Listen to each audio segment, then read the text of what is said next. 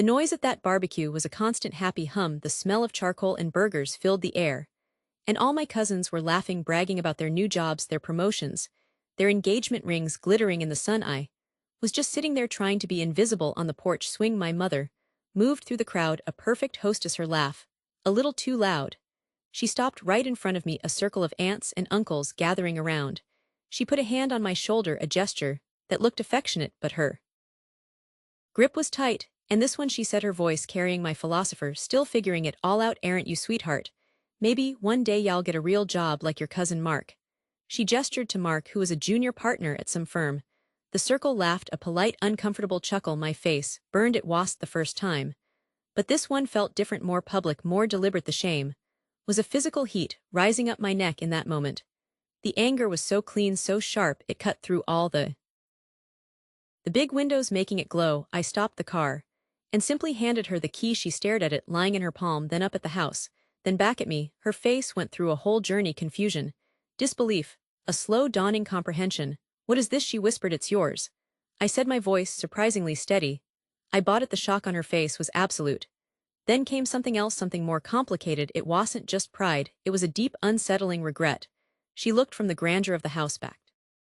When she finally pulled back, she cupped my face in her hands. You found my drawings, she said, her voice thick with emotion. You built my house.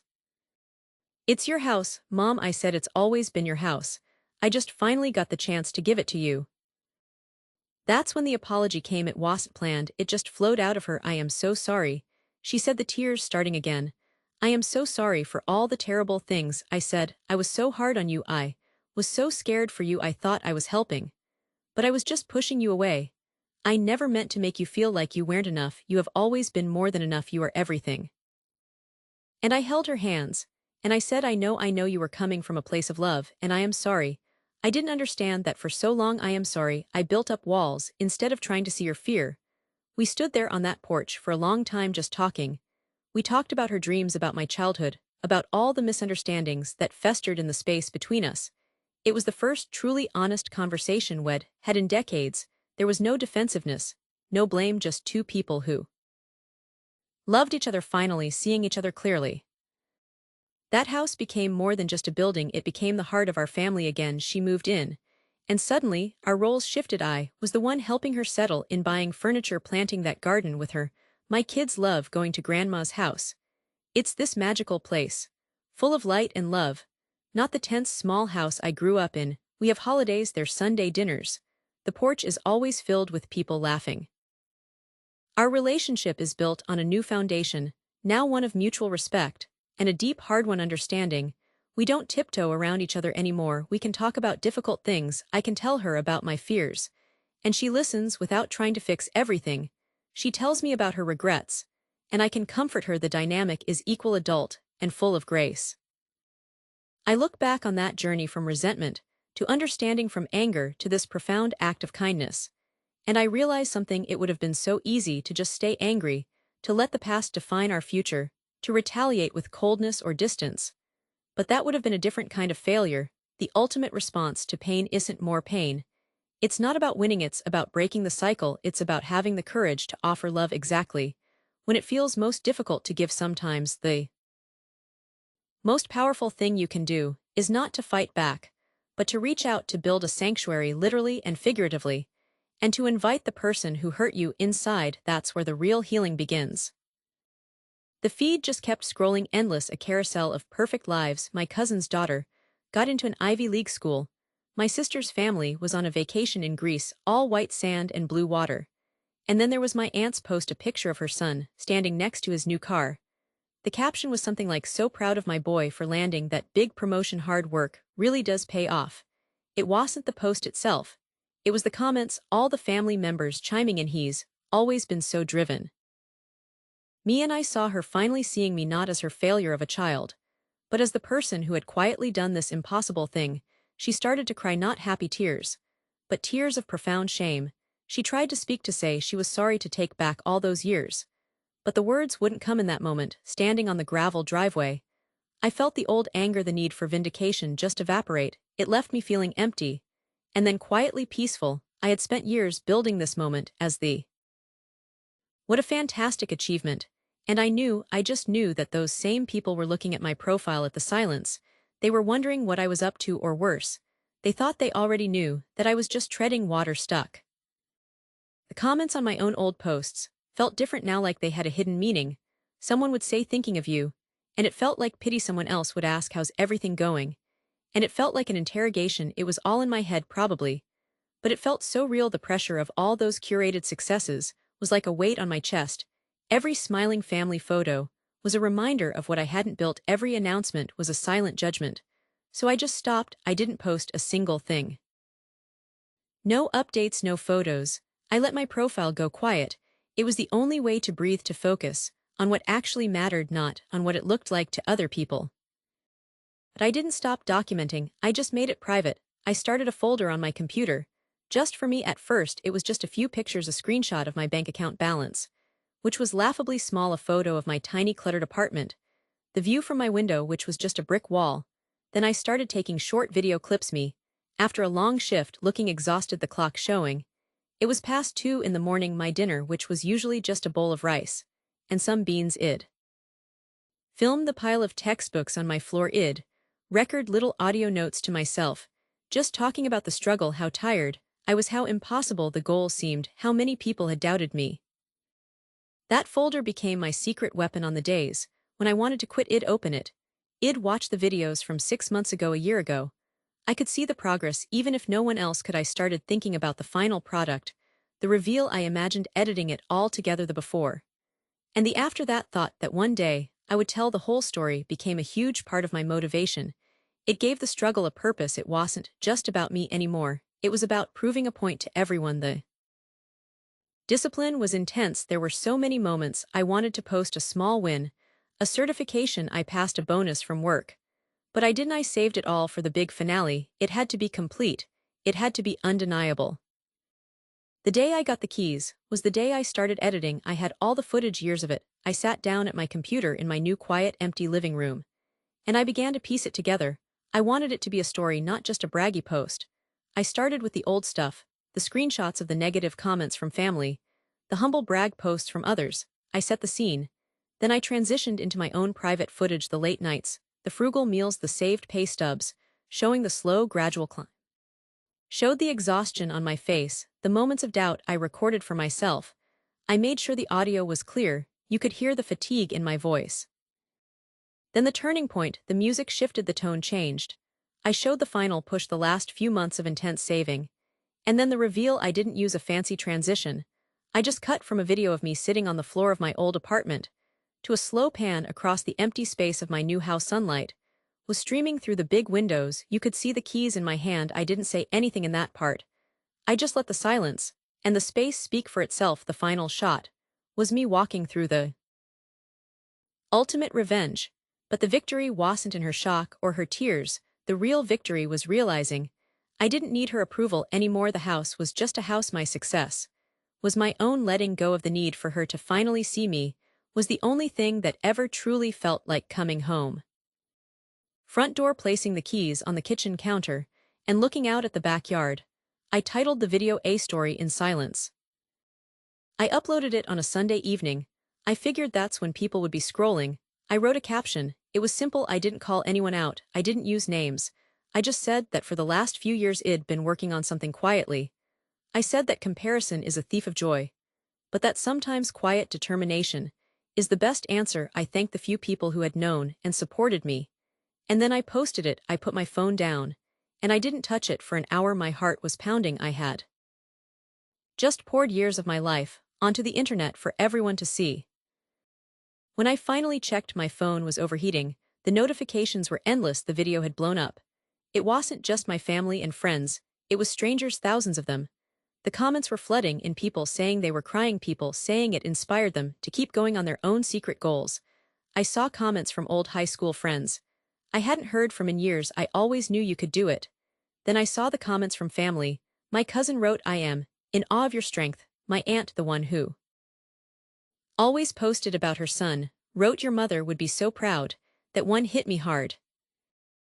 And then I saw her comment, "My mother." It was short, just a few words. "That's my child." That was it. I stared at those words for a long time. I wondered what she felt. Was she embarrassed that her subtle doubts were now part of a public story? Or was she genuinely proud? I think it was a mix of both. I got a text from her later. That night it said, "I watched your video. I didn't realize. I am sorry. I ever doubted you. I am so proud." That meant more than all the viral views. It closed the loop. In the end, I thought a lot about what it all meant. Social media was the thing that caused the pain. It was the platform for all that silent judgment and comparison. But it was also the tool for my redemption. It allowed me to tell my story on a scale that wouldn't have been possible before I turned the same medium that amplified my shame into a platform for my victory. It's a powerful thing. It can be a hall of mirrors, reflecting back everyone else's perfect highlights. Or it can be a megaphone for a truth that needed to be heard. For me, it was both. And finally, after all that time, I had control over the reflection. The weight of expectations was never something you had to guess at in our house. It was in the air, thick as the smell of my mother's cooking. It was in the way my father would ask not if I had done my homework, but what grade I had gotten. It was in the specific unspoken rules that governed everything. Success wasn't just a personal goal. It was a family duty. It was about honor, filial piety. That's the word they use. But for us it was simpler. It was about not bringing shame. Shame was the worst possible thing. A bad grade wasn't just a bad grade. It was a reflection on my parents' sacrifice, a choice they didn't understand. Wasn't just a different path. It was an insult to the path they had carved out for me with their own struggles. The idea of proving your mother wrong, it's a powerful one, isn't it? It can feel like a fire in your chest, a constant low hum that pushes you forward when nothing else will. But I think if we really want to understand that drive, we have to start at the very beginning. We have to deconstruct that label she gave you, the word failure. What did it even mean? Where did it come from? My mother's comments were never just her own opinions. They were echoes of 1,000 aunties and uncles of generations of tradition. When she would say, "The son of Mrs. Chen is a doctor now. He bought his mother a new car." It wasn't casual gossip. It was a lesson. It was a benchmark. Her disappointment when I didn't immediately get a promotion, or when I talked about maybe switching careers, was a profound silent thing. It wasn't just that I was letting her down. I was letting down the entire family lineage.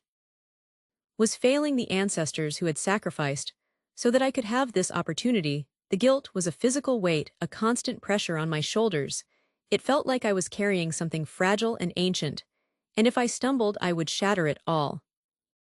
My career path was never a question of what I loved. It was a question of what was respectable, what would bring honor. Doctor, engineer, lawyer. These were the options. They were safe. They were understood by the community. I remember mentioning, just once, that I was interested in writing. The silence that followed was colder and harsher than any shouting could have been. It was a silence filled with uncomprehending disappointment. So I chose the path of least resistance. I became the engineer. I learned to talk about algorithms and projects with my uncles at family gatherings, and I saw the approval in their eyes. It was a relief, like I had finally passed a test. But it also felt like I was building a life in a room I had never chosen to enter. The door to the other room, the one with the messy, uncertain dreams, was firmly closed. I told myself it was for the best, that this was the responsible thing, that my personal desires were secondary to the stability and pride I could provide for my family. The pressure to succeed wasn't just about doing well. It was about doing well quickly. There was a timeline. By 30 you should be established. By 35 you should be prosperous. You needed to be a living testament to your parents' success. Every birthday that passed without a major milestone felt like a small failure. I watched my friends from other backgrounds take years to figure things out, travel, switch jobs. For me, that kind of exploration felt like a luxury I couldn't afford. Every month I spent finding myself was a month I was delaying my duty. The feeling of being trapped was constant. It was a low hum of anxiety in the background of my life. I was living a life that was chosen for me, and the part of me that wanted to choose for myself felt like it was slowly being buried. The idea of buying a house for my mother wasn't something I dreamed up. It was the ultimate goal. It was the finish line in our culture. Providing a home for your parents is the highest form of respect. It's the tangible proof that their sacrifices were not in vain. It's more than just a nice thing to do. It's the fulfillment of a sacred contract. My mother had always talked about her dream house. It was a specific image she held onto through all the years of renting and saving, a house with a small garden where she could grow her own vegetables, a kitchen with a window that looked out onto the street. It was a modest dream, but to her, It represented a final permanent safety, a place of her own. So when I finally saved enough for a down payment, it wasn't even a decision. It was the next logical step, the only step. I found a house that matched her description, almost perfectly, a little bungalow, with a patch of land in the back, and a sunny kitchen. The day I signed the papers, my hands were shaking. But not from fear, it was from the sheer magnitude of the moment. This was it, this was the act that would finally definitively prove I was a good son. I wasn't just buying a property, I was purchasing a symbol. I was securing my family's honor. I've thought a lot about her possible motivations. Was it a projection of her own fears maybe? She saw in you a version of herself.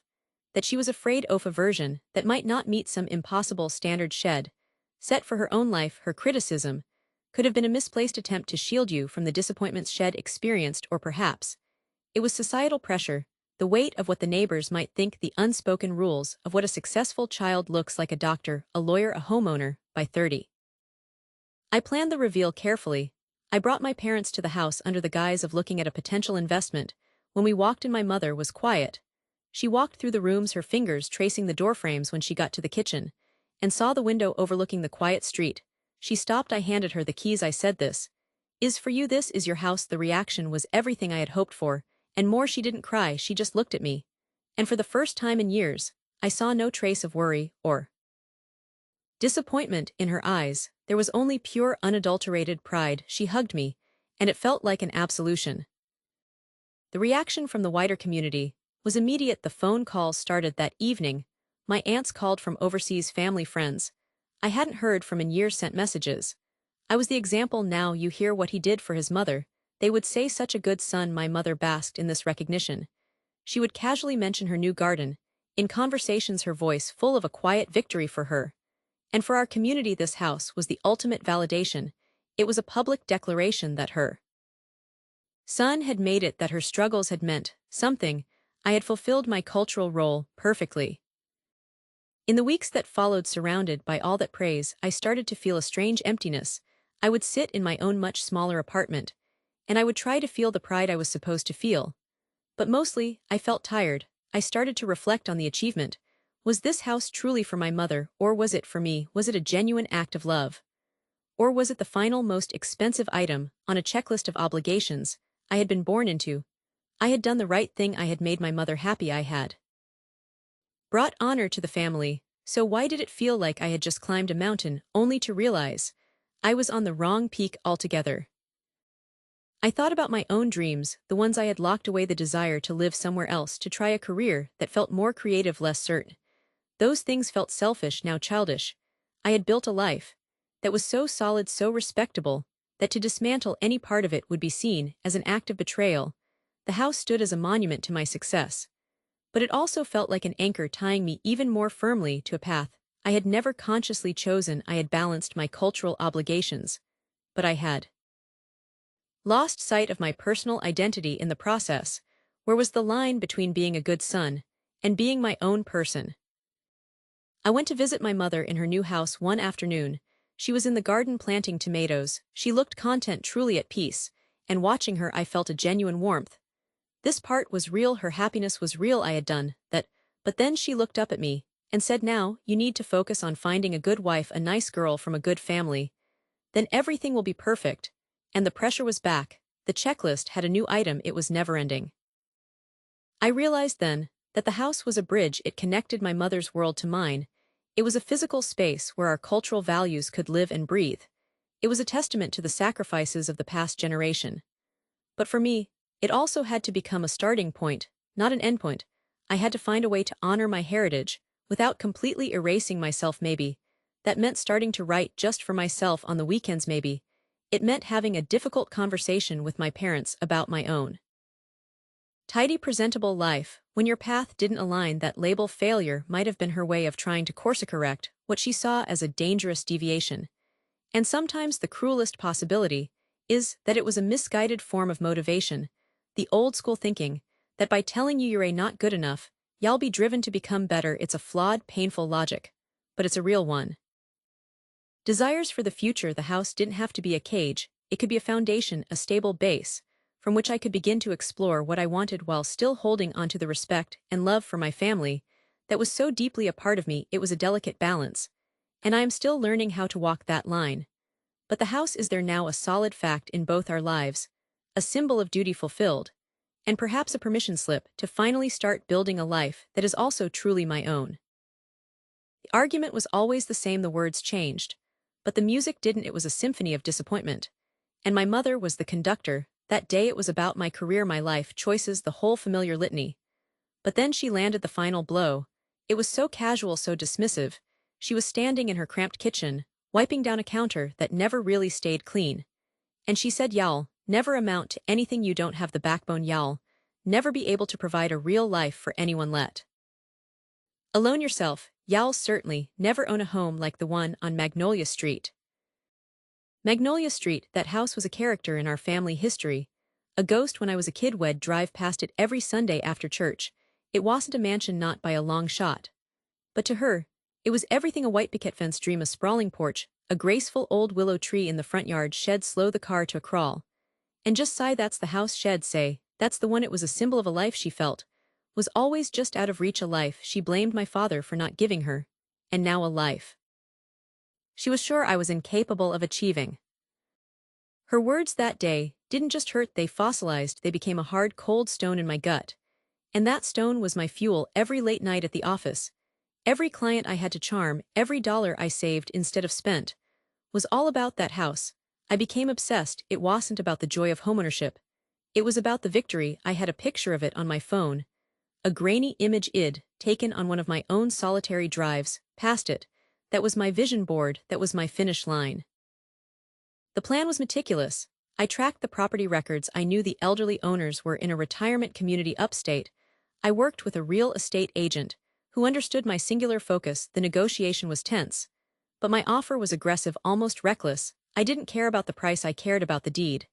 And then one Tuesday morning, it was done. The keys were in my hand. They felt cold and heavy. I stood on that porch looking out at the street, and I imagined the scene. I would invite her over. Under some pretense, a casual lunch. I'd lead her through the door and watch her face. I'd see the shock, the envy, the dawning realization that she was wrong. I played that moment over and over in my head. It was going to be my ultimate triumph. A strange thing happened on the way to that victory.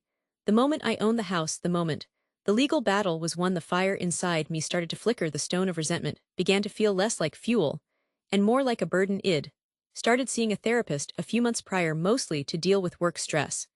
But our conversations kept circling back to my mother. My therapist had a gentle but firm way of asking, "And what happens after you prove her wrong? What fills the space where all that anger used to be?" The psychological toll of that, though, that's the real story. When you're told something often enough, especially by someone whose opinion matters so much, you start to build your identity around it. It seeps into your self-worth. You don't just feel like a failure for not getting a promotion, you are a failure because that's the core truth she's assigned to you. Your ambition becomes twisted. It's no longer about achieving something for the joy of it or for your own growth. It becomes a frantic, desperate need to disprove. I didn't have an answer. I'd walk through the empty rooms of the Magnolia Street house. It was beautiful, sure, the sunlight through the leaded glass windows was beautiful. The creak of the original hardwood floors was beautiful. But it felt hollow. It felt like a monument to a grudge. I started to realize that giving this house to my mother, or even just showing it to her as my possession, wouldn't heal anything. It would just be a transaction, a very expensive, dramatic way of saying, "See, I told you so." It would be me repeating the same cycle of conditional love shed, always practiced me worth proven only by a material possession. The real shift happened on a rainy afternoon. I was at the house waiting for a contractor to give me a quote on some repairs. I saw a woman and a young boy standing under the shelter of my willow tree, trying to stay dry. They looked weary. I went out and offered them an umbrella I had inside. We got to talking. Her name was Sarah. She and her son were living in a motel week to week after a fire had damaged their apartment building. She was a waitress, saving every extra dollar, but the market was impossible. She looked up at the house, not with the covetous gaze I was used to from my mother, but with a simple, heartbreaking hope. "It's a lovely house," she said softly. "My son, he always says he wants a yard to play in." Her boy, maybe 7 years old, just nodded, his eyes wide. That encounter stuck with me. It wouldn't leave me alone. I'd lie in my apartment at night and see Sarah's tired face, and then I'd see my mother's triumphant face in my imagined scenario, and the two images clashed violently. One felt like life, the other felt like a performance. The idea started as a whisper. A crazy fleeting thought, what if, but it grew from a whisper to a hum, to a clear resonant voice. What if the house went to someone who needed a home, not a trophy? What if this wasn't about proving my worth, but about demonstrating a different kind of strength altogether? The decision didn't come in a single thunderclap. It was a slow, steady dawning. I met with a real estate attorney. I made discreet inquiries through a local women's shelter, confirming Sarah's situation. The logistics were complex, but my resolve was simple. This was right, this felt true, in a way that my original plan never had. The victory I had craved now seemed petty and small compared to the profound sense of purpose that was filling me. The day I told my mother, I didn't invite her to the house. I met her at a quiet coffee shop. She was already looking around, expecting some big announcement, probably an engagement or a promotion. She had that anticipatory smile on her face. I took a deep breath. I told her I'd bought the house on Magnolia Street. Her face lit up with a triumphant, almost greedy joy. I knew it. She started to say, I knew you could do it if you just applied yourself. I let her have that moment for a few seconds. Then I continued. I told her that I'd thought long and hard about what to do with it. I told her that I realized giving it to her, or using it as proof of my success, would never fix what was broken between us. It would just be another thing, another possession, to measure each other by. And then I told her that I had signed it over, that it belonged to a woman and her son, now people who had lost everything, who needed a fresh start. The confusion on her face was absolute. It was like I was speaking a foreign language. You gave it away, she said the words slow and disbelieving. You worked for years, you bought my dream house, and you just gave it to a stranger. The triumph in her eyes had been replaced by utter bewilderment. Fundamental lie you've come to believe about yourself. The concept of proving them wrong becomes your primary driver. It has immense power. It can get you out of bed at 4 in the morning to work on a business plan. It can make you save every spare penny. It can fuel you through exhaustion. But the pitfalls are deep, because your entire sense of purpose is tied to an external negative force. Your success is defined as the absence of her criticism, rather than the presence of your own fulfillment. I nodded. It was never really your dream house, Mom. It was a symbol. And I decided I didn't want to trade in symbols anymore. I want something real. She was quiet for a long time. She stirred her coffee, though she hadn't added any sugar or cream. The clink of the spoon was the only sound. I watched the emotions play across her face: confusion, frustration, a flicker of the old anger. But then something new, a kind of calculation, a reassessment. She was looking at me, not as her disappointing child, but as a person who had just done something she could not fathom, something that didn't fit into her worldview at all. That was a bold thing to do, she said finally. Her voice was quiet, stripped of its usual judgmental edge. It was just a statement. She wasn't praising me. She was just acknowledging a fact that she found strange and disorienting. And in that acknowledgement, I felt a shift for the first time. She was looking at me with something that might one day become respect, not for what I owned, but for a choice I had made. Driving home, I felt a peace I had never known. It wasn't the giddy thrill of revenge I had fantasized about. It was deeper, calmer, more substantial. It was the satisfaction of having acted in alignment with my own values, not in reaction to hers. The need to win, to prove her wrong, had simply evaporated.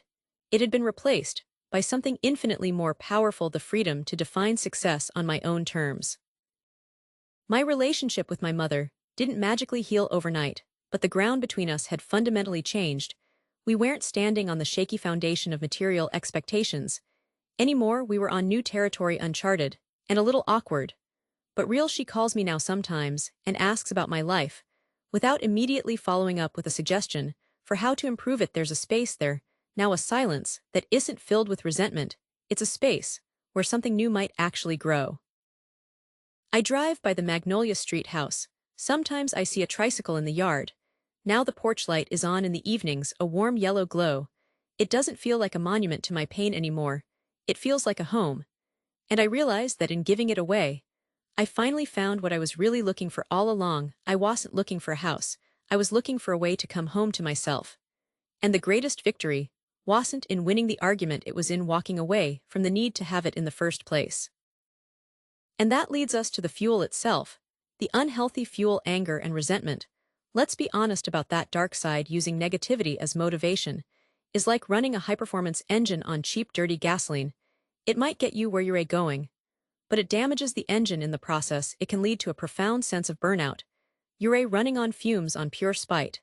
And that breeds isolation. How can you let anyone get close when you're carrying this simmering anger? You might push people away, thinking you have to do this alone, that any help would dilute the purity of your revenge. Confusion. I didn't say a word, I just made a promise to myself right there on that porch, swing a cold, quiet promise. I was going to prove her wrong in a way she could never ever ignore. There's a constant internal conflict. There, the desire for her approval never really goes away. Does it? It's a deep childlike want. You want her to look at you and finally see what you see. But that desire is at war with the more powerful, more adult desire to shatter her expectations completely, to render her opinion irrelevant, by building something so grand she can't possibly criticize it. It's a painful tug of war. And the biggest risk is that you become so consumed by the goal you lose sight of everything else: personal happiness, relationships, peace of mind. They all become secondary to the mission. The house stops being a home and becomes a weapon, a piece of evidence to be presented in the trial of your life. Then comes the moment you worked for, sacrificed for, dreamed of, the acquisition, the purchase of the dream house. You hold the keys, you walk through the empty rooms, and you wait for the feeling, the cinematic wave of vindication. But does it come, or is there just a quiet stillness? You look around at the high ceilings and the polished floors, and you realize you're alone with it. The anger that fueled you has nowhere to go. It's like a fire that's burned out, leaving only cold ash.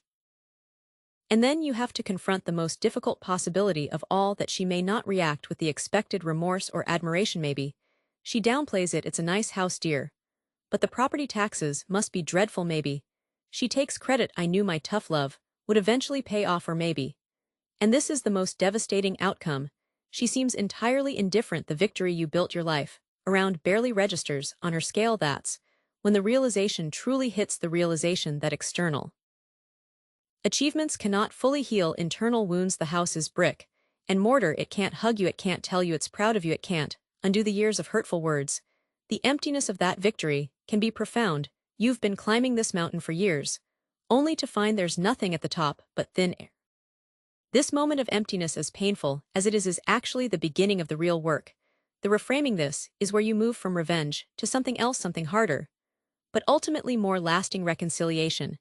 And that journey starts with forgiveness, which is less about her and more about you. It's about understanding her humanity, her limitations. She wasn't a villain in a story.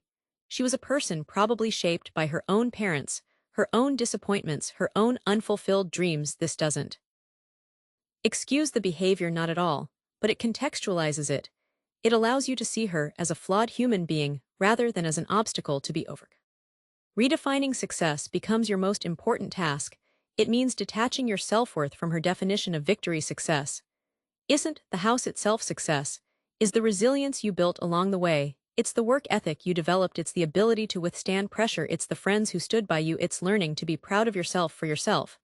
The house becomes a symbol of your strength, yes, but not a trophy to be waved in her face. It becomes the foundation, a literal foundation for a new life, and a metaphorical foundation for a new relationship with her. And that's the final message. I think the house ceased to be a symbol of victory over her and started to become a place of peace for you. Maybe eventually, you even invited her over, not to show off, but to share your space, your life. The relationship didn't magically fix itself. It was slow and awkward, and there were stumbles. But the pressure was off. You weren't trying to prove anything anymore. The dynamic shifted. Because you had shifted, you were no longer reacting to her, you were acting from your own center. The very next day, the silent grind began. I became a ghost at family events, birthdays, holidays. I always had a reason to be absent: a late shift, a sudden project. They probably thought I was hiding from the shame. And in a way I was, but I was hiding so I could build something they couldn't see. My apartment was a monument to frugality. The furniture was all second-hand. The meals were rice and beans. And every luxury, every coffee from a shop, every movie ticket was analyzed as a direct withdrawal. So the house became not a trophy, but a foundation for a new, healthier relationship with her, built on the shaky but solid ground of hard-won understanding. And more importantly, a foundation for a new relationship with yourself, one where your worth isn't up for debate, but as a quiet, settled fact, you built more than a house, you built a piece. The label stuck with me, failure, it wasn't something anyone said to my face. Not exactly, it was more in the way people would ask, so are you still in that apartment, or any plans to settle down there? Was this unspoken expectation, that by a certain age you should have things figured out? And I very clearly did not. My financial starting line wasn't just at zero. It was deep in the negative. I had about $23,000 in credit card and student loan debt. My income was just to cover the minimum payments and my rent with nothing left over. I remember looking at my bank account one Friday night, seeing a balance of $16, and realizing I couldn't even afford to go out for a cheap burger without overdrafting. That was the moment the panic, the shame, it all just solidified into a cold, hard resolution. I had to change everything. The very first thing I did was create a budget, but not some vague, hopeful plan. This was a brutal forensic examination of my financial life. I got a notebook. And for 3 months, I tracked every single cent that came in and went out. And I mean every cent, that $2 coffee, the monthly subscriptions. I never used the impulse buy at the grocery store checkout line. I wrote it all down. It was painful to see it on paper. I was bleeding money on things that provided no real value or happiness. I discovered I was spending nearly $200 a month just on eating lunch out near my office. Seeing the numbers like that in my own handwriting removed all denial. It was a map of my bad habits. While I was doing that tracking, I also started step 1 of any stability plan, the emergency fund. Every payday, before I paid any bill or bought any groceries, I would transfer $30 into a separate savings account. I couldn't easily access it. Took months. But slowly I built up buffer of $500. That small fund changed my psychology. When my car tire blew out, I didn't have to put it on a credit card. I used the emergency fund. For the first time, I wasn't being pushed further into debt by life's little surprises. That small win was incredibly powerful. Cutting expenses could only get me so far. I had a fundamental income problem. My salary was stagnant. So I shifted my focus to building what I now call the income engine. My primary job was in marketing, and I decided to become indispensable. I started volunteering for projects no one else wanted. I came in early and stayed late, not just to put in hours, but to learn new skills like data analysis and a more advanced software our department was starting to use. I made sure my boss and my boss' boss saw the results I was delivering. It wasn't about brown-nosing, it was about visibly increasing my value to the company. Within a year, I had a strong case for a promotion. I prepared a document outlining my new responsibilities, the positive outcomes I'd driven, and the market rate for someone with my expanded skill set. I walked into the review nervous, but prepared, and I got it a 15% raise. That was the single biggest financial leap I had ever taken. I didn't stop there, though. I knew that relying on a single source of income was risky and slow for my goals, so I started exploring side hustles. I thought about what I was good at. I've always been a decent writer, so I signed up on a few freelance platforms. I started small, taking on blog posts and website copy for very little money, just to build a portfolio and get reviews. It was exhausting working a full day, and then coming home to write for another 3 hours, but the extra 800, then 1,000, then sometimes $2,000 a month was transformative. I also looked at my hobbies. I enjoyed building simple furniture, so I started buying old discarded pieces, refinishing them, and selling them online. It wasn't a huge moneymaker, but it covered my grocery bill each month. The key was having multiple streams. When freelance work was slow, the furniture money was still there. When I was too tired for a side project, my salary was steady. This multi-pronged approach to earning money. For my future, I took on extra work, freelance jobs that kept me up until 3 in the morning. I learned about things I had no interest in: tax law, investment portfolios, real estate markets. My social life vanished. Friends stopped calling. I'd look at my bank account, watching the number grow with a kind of grim satisfaction. It was a slow, painful crawl. There were nights, so many nights, where I'd stare at the spreadsheets until my eyes blurred, the loneliness wrapping around me like a cold blanket. I'd accelerated my progress in a way that only cutting expenses never could. With my income growing, the next phase was all about strategic saving and adopting a frugal lifestyle. This wasn't about deprivation, it was about optimization. I set up automatic transfers. The same day my paycheck hit my account, a percentage went immediately to my emergency fund, until it reached a full 6 months of expenses. Then I opened a separate high-yield savings account specifically for the house down payment. Every payday, a significant chunk, was automatically routed there before I even saw it. This is the pay-yourself-first mentality. You treat your savings like your most important bill. The money that was left in my checking account was what I had to live on, and I became very intentional with it. I adopted frugal habits that stuck. Meal prepping on Sundays saved me a fortune, and was healthier. I canceled subscriptions I found free entertainment, liking library books, hosting game nights with friends, instead of going to expensive bars. I became a master of the wait 24 hours rule for any non-essential purchase. If I still wanted it after a day, I'd consider it. Most of the time, the impulse had passed. The most important part of this phase was staying motivated. I made my goal tangible. I printed out a picture of the kind of house I wanted, a craftsman-style home with a big front porch, and taped it to my bathroom mirror. I looked at it every morning, and every night I calculated how much each dollar saved was bringing me closer to that porch. When I was tempted to splurge on a vacation I couldn't afford, I'd look at that picture and remember that the temporary thrill wasn't worth postponing my dream. This visual reminder kept me focused for years. After 5 years of this relentless focus, the numbers started to look real. My debt was gone, my savings account for the down payment had grown substantially. I felt a quiet confidence I'd never had before. It was time to start the purchase process. I began casually looking online just to get a sense of the market. Then I got serious and interviewed a few realtors. I chose one who specialized in the neighborhood I loved and who understood my specific vision. She was patient and didn't push me toward houses that weren't a good fit. The search itself was a roller coaster. We saw houses that were too expensive, houses that needed too much work, houses that looked perfect online but felt wrong in person. Then one rainy Saturday we walked into a house, and I just knew it was the craftsman style. It had the porch, and it felt like home the moment I stepped inside. Before I even started looking seriously, I had tackled the mortgage pre-approval process. This was critical. I met with a mortgage broker who pulled my credit and examined my financial records, my bank statements, my tax returns, my proof of income, because I had spent years cleaning up my credit and building a solid financial history.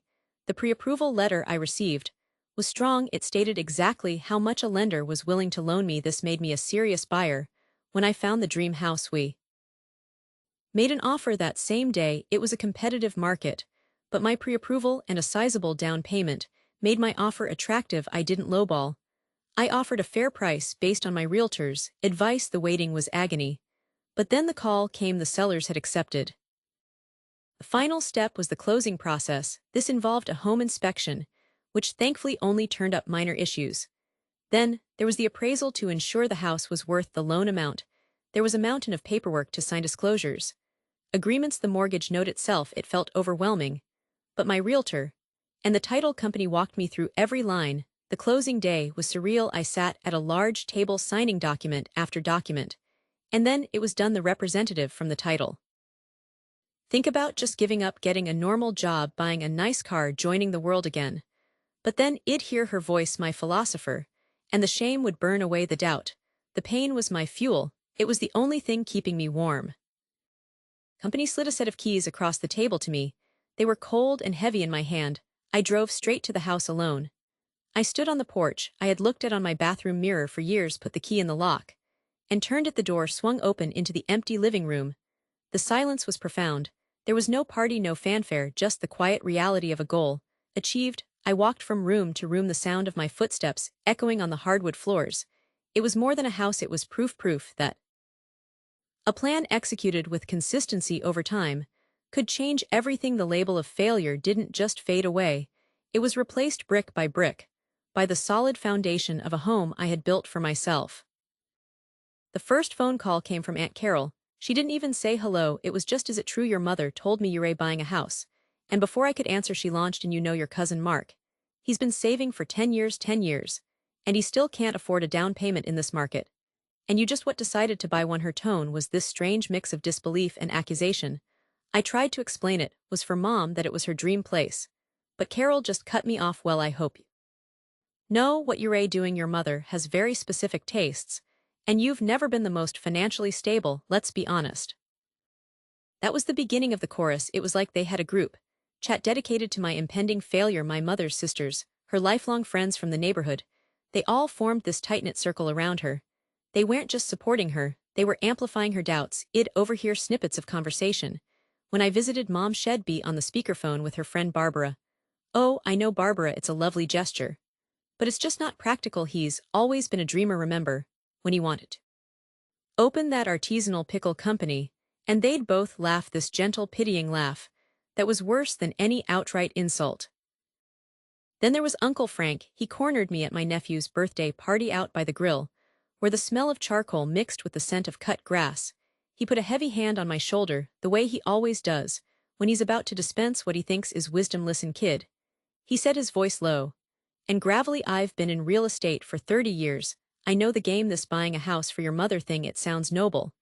But it's a trap. You're going to tie up all your capital. What happens if you lose your job? What happens when the roof needs replacing? Your mother, she's comfortable where she is. You're rocking the boat for no reason. You're setting yourself up for a fall." He looked at me with genuine concern, but it felt like a verdict. He'd already tried and convicted me of financial naivete. The isolation started to creep in slowly. I'd decline an invitation to a family barbecue, saying I had to meet with the mortgage broker or look at a property. And the silence on the other end of the phone was deafening. Then I'd hear from my cousin that everyone was talking about how I was too busy for family. Now, the invitations became less frequent. I was no longer part of the casual weekend plans. I was the problem they discussed, not someone they included. I felt like I was on the outside of a glass wall, watching my family continue on without me shaking their heads in my direction. Mom would call, her voice laced with a worry that felt a lot like pressure. "Your Aunt Carol says you should really focus on your 401k. Uncle Frank thinks you're being reckless. Maybe they have a point." The chorus was in her ear, and she was the conduit feeding every doubt back to me. I started dreading family gatherings. Every holiday became an inquisition disguised as casual conversation. The breakthrough didn't come from some brilliant idea, it came from discipline. Year after year of it, I hit a financial milestone. I'd only dreamed of a number that meant something real was possible. And that's when I remembered the book, an old cheap paperback real estate guide my mother had for years shed dogered one particular page. I'd found it when I was a teenager cleaning out a closet. The page was a feature on a specific style of house, a modern prairie-style home with wide eaves and floor ceiling. That's when the whispers started. Since I was showing up to things, they had to fill in the blanks. The speculation became its own kind of sport. My sister called me one Tuesday evening, her voice hesitant. "I don't want to stir the pot," she said, which is always how she starts stirring the pot. But I was talking to Mom, and she's hearing some things. I sighed and asked, "What things?" "Well, people are wondering. They see you're not around. You're always busy. Aunt Carol is saying you must have taken on a second job. Maybe driving for one of those rideshare companies. Uncle Frank is convinced you've maxed out all your credit cards. There's a rumor going around that you got one of those high-interest subprime loans because no real bank would approve you." She paused. Are you in some kind of trouble? You can tell me." I couldn't believe it. My hard work, my meticulous saving, my determination to do something good at was all being twisted into a narrative of failure and desperation. They weren't seeing dedication. They were seeing debt. They weren't seeing a goal. They were seeing a gamble. And the wildest part was I started using it every time I felt tired, every time I thought maybe Uncle Frank was right. And this was too much. I'd remember their gossip. I'd picture Aunt Carol's smug "I told you so" face that would appear if I gave up. That became my fuel. Their doubt was my secret motivation. I'd lie awake at night and think, "I'll show them, I'll show all of them." It was a bitter, burning energy, but it kept me going. The plan stayed secret for months. I'd found the perfect place, a little cottage with a screened-in porch. Just like Mom had always described, the paperwork was a nightmare. But I pushed through the entire time. The family speculation continued to swirl. I became a ghost at family functions, a topic of conversation, not a participant. My mother's anxiety grew, fed by her allies. "Maybe we should just call the whole thing off," she'd say weakly. "It's causing too much stress for everyone." But I was in too deep. The closing date was set. The reveal happened on a Sunday afternoon. I'd finally gotten the keys. I'd spent the morning moving a few pieces of furniture in, setting up the porch just right. I took a picture of the house with its cheerful blue door and the rocking chair on the porch. I didn't write a long caption, I just posted the photo and tagged my mother. It said, "Welcome home, Mom, it's yours." For about 10 minutes there was silence, then my phone exploded. The first notification was a comment from my cousin Lisa. OMG, is this for real? Congratulations. This is amazing. That was quickly followed by a string of heart emojis from a few other cousins and friends. I felt a wave of relief, but it was short-lived. Then the direct messages started. Aunt Carol, I saw your post. I hope you got a thorough inspection. The foundation looks a little suspect from the photo. Uncle Frank, call me. We need to talk about the property tax reassessment on that place. You're probably not prepared for the increase. My mother's friend Barbara simply wrote, well, isn't that something? The periods felt like tiny daggers. Windows set on a wooded lot. Shed drawn a heart next to the picture. I'd forgotten about it for a decade. But now with this new financial reality, I went searching online using the vague description from that book as a guide. And there it was, not the exact house from the photo, but its twin. It had just been listed. It was everything from that picture. But real: the soaring windows, the cedar, siding, the quiet seclusion. The price was staggering. It was an impossible number, a number for people like my cousin. The backlash wasn't a single event. It was a slow-rolling storm. The family group chat, from which I'd been subtly excluded for months, apparently lit up. My sister gave me the play-by-play later. There were two distinct camps. One side, mostly people my own age, was thrilled. They saw it as a beautiful, successful thing. The other side, the older generation, my mother's core group, was dismissive and skeptical. The accusations started flying. He's just showing off, trying to make the rest of us look bad. It's a guilt thing because he never visited enough. He probably just got lucky with some cryptocurrency and is blowing it all in one place. The most painful one, the one that really hit home, was he's trying to buy her love and making her look like a fool for ever doubting him. They'd taken this pure intention and twisted it into something manipulative and selfish. New conflicts erupted. My cousin Mark, the one who'd been saving for 10 years, apparently got into a huge fight with his mom, my Aunt Carol, because he defended me. He said maybe, if you'd supported him, instead of tearing him down, you'd be happy for him too. That rift is still there. But then something shifted. It was subtle at first. A few weeks after the move, my mother hosted a small gathering at the new house. The porch was a huge hit. People who had been openly critical were suddenly sitting in those rocking chairs, sipping iced tea and saying, you know, it really is a lovely spot. I saw Uncle Frank walking the perimeter of the yard, his hands in his pockets, not looking for foundation cracks anymore, but just assessing. He came back inside and said to me, you know, the lot is a good size. You could put in a nice vegetable garden back there. It wasn't an apology, but it was a form of acceptance, a new respect. The alliances within the family changed completely. I was no longer the black sheep, the irresponsible dreamer. I was the one who had made it. Relatives I hadn't spoken to in years started calling, not just to congratulate me, but to ask for advice. How did you manage the down payment? What was your credit score like? My son is thinking of buying. Could you talk to him? My mother's position changed too. The narrative flipped from her son is failing at this crazy scheme to her son surprised her with her dream house. She went from being the victim of my foolishness to the beneficiary of my success. Her sisters didn't dare criticize her for it anymore. Instead, there was a new unspoken envy. She was defended. Now people would say, she raised a good son, instead of poor woman, she's so worried about him. My role in the family is different now. I am not just the artist, the dreamer. I am the one who executed a plan. I am seen as capable, strategic. The purchase of that house did more than just give my mother a home. It fundamentally altered my place in the family structure.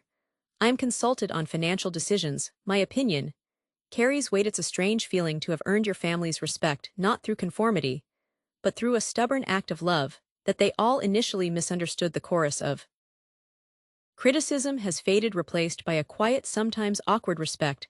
The house still stands, the porch light still shines. And every time I see my mother sitting there finally at peace, I know that weathering the storm of the family feud was worth it. The silence now isn't the isolating kind. It's the comfortable, satisfied silence of a battle won not against them, but for her. The truth is, I spent most of my life misunderstanding her.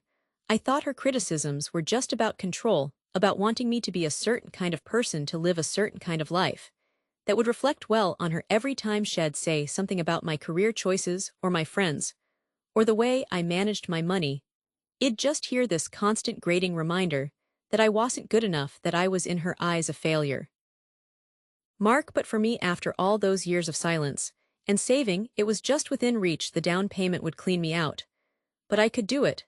This wasn't just about buying a house anymore, it was about buying that specific house, the one she dreamed of, but never believed she could have the key to everything. It took me a long, long time to see past my own hurt, to see the person behind the words. And that person was a young woman, not much older than I am now, who had to give up on practically everything. She grew up in a time and a place where options for women were limited. Her own dreams were so much bigger than the life she ended up with. She dreamed of being an architect. Can you believe that she'd spend hours drawing these beautiful detailed house plans on graph paper? She had a whole binder filled with thems. But life happened. She fell in love, she got married, she had me. And those drawings got tucked away in a box in the attic. They became a secret hobby, something she'd look at late at night. When she thought no one was watching, she poured all of that unspent creativity, all that ambition, into making a home for us. But our house was always just a house. It was small, it was practical, it was what they could afford. It was never her house. It was never the one she designed in her mind. And I think when she looked at me, she saw all of her own possibilities. She saw a world of open doors.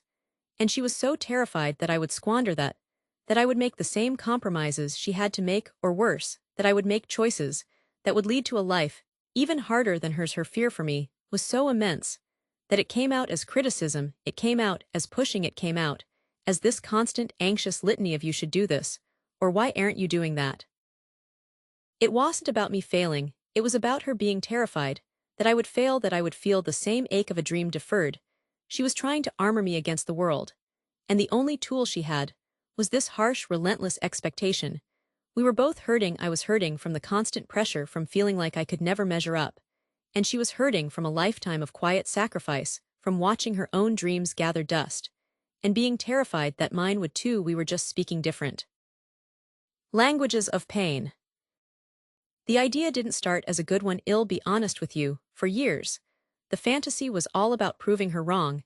It was about showing up at her doorstep with a deed to some massive expensive property and saying, "See, I am not a failure, look what I did without you." It was fueled by anger, by that young, bruised part of me that still wanted to win an argument that had been going on since I was a teenager. But anger is a terrible foundation for anything, especially a home. And as I got older, as I started to understand her story, that motivation just evaporated. It felt cheap, it felt petty. The desire to retaliate was replaced by something else, something much quieter and much stronger. It was a desire to heal, to comfort. I remembered the binder, the one with the house plans. I went into her attic one weekend when she was out, and I found it. The paper was yellowed and fragile, but the drawings were so precise, so full of hope. There was one she had labeled the sanctuary. It wasn't a mansion, it was a cozy, beautiful home with a big kitchen for family gatherings, a sunroom filled with plants, and a wide porch looking out over a garden. It was her dream, not a showpiece for anyone else, but a true sanctuary for herself. And that's when I knew this wasn't about me showing off my success. This was about giving her something she never allowed herself to have. It was about giving her back a piece of the future she imagined for herself before life got in the way. It was the most concrete form of forgiveness I could possibly offer. I am not just giving you a house, I am saying I understand your sacrifices. I see the dreams you set aside for me, and I want to give one back to you. I didn't call her, I didn't send a text. The paperwork was finalized on a Tuesday morning. I held the keys in my hand, cold and heavy. I drove to her house, the small, tidy bungalow she'd lived in for 30 years. I didn't go inside, I just asked her to come for a drive with me. She was suspicious, asking a dozen questions. I didn't answer. We drove in near silence, the tension thick. When I turned onto the long tree-lined driveway, she grew quiet. The house came into view, the late afternoon sun hitting. The planning was a secret operation. I hired a real estate agent who understood the sensitivity of the project. We looked at dozens of properties. Nothing was quite right then. We found it. It was an older house that had been well-lived, but it had good bones. And the lot was perfect. It was on a quiet cul-de-sac, surrounded by trees with enough land for a huge garden. It was the setting she had always drawn.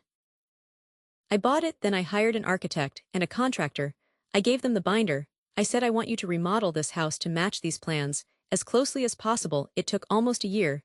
There were delays, supply chain issues, all the normal headaches of a renovation. But I visited the site every week, watching her dream house take shape, the wraparound porch, the sunroom, with its southern exposure, the kitchen with the big island. She always wanted I chose every finish with her, in mind, soft colors, warm wood tones. Things that felt inviting and peaceful. I wasn't building my house. I was building hers the entire time. I never said a word to her about it. The secrecy was essential. It couldn't feel like a collaborative project or a negotiation. It had to be a complete, unexpected gift, a gesture that required no effort from her, only acceptance. The day it was finished, I brought her there. I told her I wanted to show her a property I was thinking of buying, that I wanted her opinion. She was skeptical, of course. "You're thinking of moving again?" she said, always the practical one. I just smiled and said, "Just come take a look." When we pulled up, she was quiet. She looked at the house, then at me, then back at the house. "It's lovely," she said, in that neutral tone she uses when she's being polite, but doesn't want to commit to an opinion. I led her up the path to the front door. I handed her the key. "You open it," I said. She frowned but took the key and unlocked the door. She stepped inside, and I followed. The foyer opened up into the living room with the sunroom visible. Just beyond, the light was perfect, streaming in through the windows. She took a few steps forward, then stopped. Her hand went to her mouth. She was just looking around, her eyes moving from the fireplace to the built-in bookshelves to the archway leading into the kitchen. This layout," she whispered, "it's familiar." "Keep looking," I said softly. She walked slowly into the kitchen, running her hand over the granite countertop of the island. She looked out the window at the backyard, the blank canvas for the garden. Then she turned and saw the door to the porch. She walked out there, and I watched her from the doorway. She was tracing the railing with her fingers, looking out at the trees, and then her shoulders started to shake. I walked out and stood beside her. She wasn't just crying, she was weeping, these deep, quiet sobs that seemed to come from a place she had kept locked away for 50 years. She turned to me, her face streaked with tears, and she couldn't even form words at first. She just hugged me tighter than she had since I was a little girl. She held onto me like I was a lifeline.